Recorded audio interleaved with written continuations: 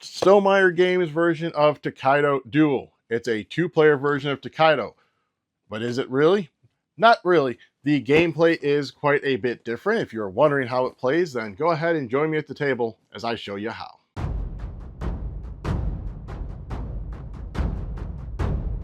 All right, let's get into setup for Tokaido Duo. So you're going to put the board in the middle of the table between both players. Each player is going to choose a color, green or purple. They take the 3 character boards they want for their characters, a pilgrim, a merchant, and an artist. You're also going to grab the 3 character meeples for those, your paintings in your color, your 2 markers, and your little color mark. You're going to put the markers at 1 and 1 on your pilgrim. You're going to shuffle up the paintings and put them face down in the spots shown on your painter's board or your artist's board. Then each player is going to place their meeples in the designated spot on the board on their side, and then whoever's closest to the compass is going to be the first player. You're going to see the little symbols in the areas they need to go. You are going to put all the wear tokens in the bag and shuffle them up. You are going to randomly choose a side for each wave token, place it there. You're going to put the hot springs token on its spot. You are going to shuffle up and randomly place the 8 boutique tokens around the board on their designated spots. You'll see there, and it matches the back of the tile. And then you're going to get the 3 dice next to the board. You are then ready to begin with the first player, who, as I said, is the one closest to the compass. Tokaido is going to play over a set of turns and rounds until one of 3 end games happens, when either one of the pilgrims' viewing markers are in the last spot, the merchant is completely filled up, or all of an artist's paintings have been gifted. That will trigger the end of the game. You finish out that round resolving any unresolved dice, and then you'll total up your score. So the flow of the game is going to go as such. So whoever's first is going to roll the dice. Then what is going to happen is they are going to choose a die. They are going to move the matching character.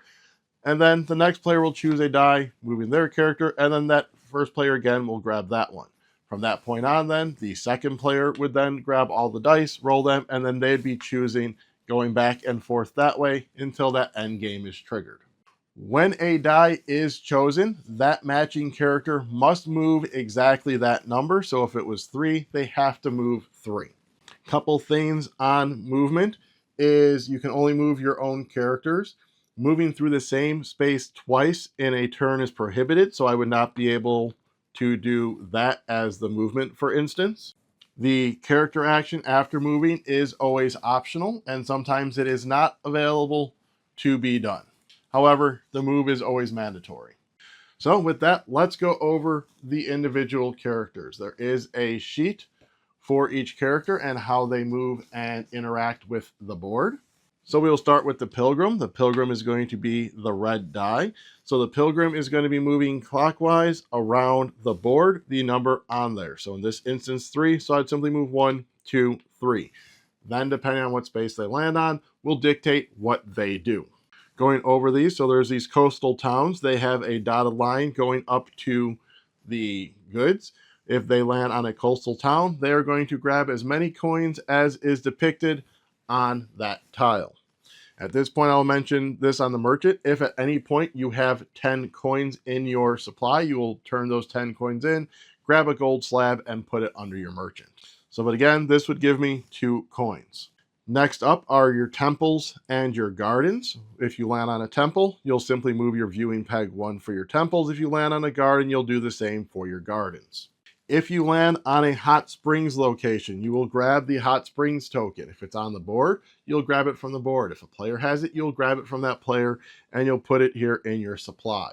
On a future turn, so not the turn that you acquire it, on a future turn, you can use the hot spring token in order to duplicate the movement. So for instance, if I had this in my supply already and this merchant moved 1, 2, 3, I would move my peg there, and then I could spend this to again, or my pilgrim, and again, move my pilgrim 1, 2, and 3 spaces.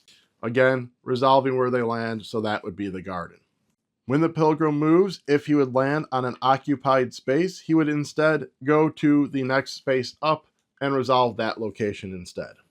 The last spot that they are able to land on are the seashore locations. When they land on a seashore location, they are going to grab one of these wave tokens, which is going to give a special ability to one of the characters. These are randomly chosen, as I said. They are double-sided, and each side does something different. So when you go there, you would simply grab one of the available ones and then place it on the appropriate one so that you remember that they have that power. If all the wave tokens are gone when you land there, you are able to grab one off of one of your players' boards. If you have all the wave tokens and you land on one of those locations, then nothing happens. These abilities are listed in the rulebook. I am not going to go over them all. But that is the Pilgrim. Your merchant is going to move along these yellow lines between the different cities. So when you get that, you are going to be able to move that many spaces. So in this instance, we'll say 2. So I can go 1, 2. When you land on these middle spots, you are going to reach into this bag and grab that many wear tokens from the bag. So in this instance, we'd be grabbing 3 wear tokens and placing them on our board. You have a limit of 5 wear tokens at the end of your game. Normally, there is a wave token that could increase that ability, but you typically can only have 5 wear tokens come the end of your game. You are allowed to switch them out, and whatever ones you switch out will go back into the bag. The one thing I will point out with these middle locations is these are the only locations that 2 of these pieces can be on at the same time, and that's why there is the dotted line. Otherwise, outside of that, if you are on any of these coastal towns, you're the only one allowed to be there. And if there is a pilgrim on the spot, you are not allowed to go there. But these coastal towns are where you are going to go ahead and sell goods. When you go to one, you can sell as many of those goods as you want. So in this instance, we have this one. So we will go ahead and sell both of these. They'll go back into the bag, and then we would grab 4 coins. Again, if at any point you have 10, you will turn them in for a gold slab. Finally, you have the artist. The artist is going to move inside here between the different trade routes. So when they go ahead and move, so they say they go ahead and move 3, they'd go 1, 2, 3. Then an artist has 2 options. They can paint, which is they're going to reveal face down paintings equal to the number of people in their spots. So in this instance, it'd be 1, 2. They do not count themselves. If an artist is in the same location, you would count them as well. So at this point, I would reveal 3, simply taking these and flipping them over to reveal what they are, going left to right, and then once you get to this right, you zoom back, and so forth. Artists adjacent like that do not count. Also, if my character was there, that would again be 3 because there's 3 in that section. The other option they have is they can gift paintings. If they stop in a location that is depicted on their painting, they can go ahead and gift this. They basically take it, put it back in the box, removing it from the game, which reveals end game points. So again, the end of the game is going to get triggered one of 3 ways. A pilgrim reaches the final slot on their temple or garden track. A merchant has theirs all filled up with gold slabs, or all of an artist's paintings have been gifted. Once the end game has been triggered, so if I say triggered it with my merchant and these 2 dice were remaining, we would finish out assigning those dice, doing those actions, and then we'd move into scoring. Once you've moved into end game, you can go ahead and clear the board of all the items, flip it over, and then you'll have a score track that you will be able to use. We like to go ahead and use our pilgrims for it.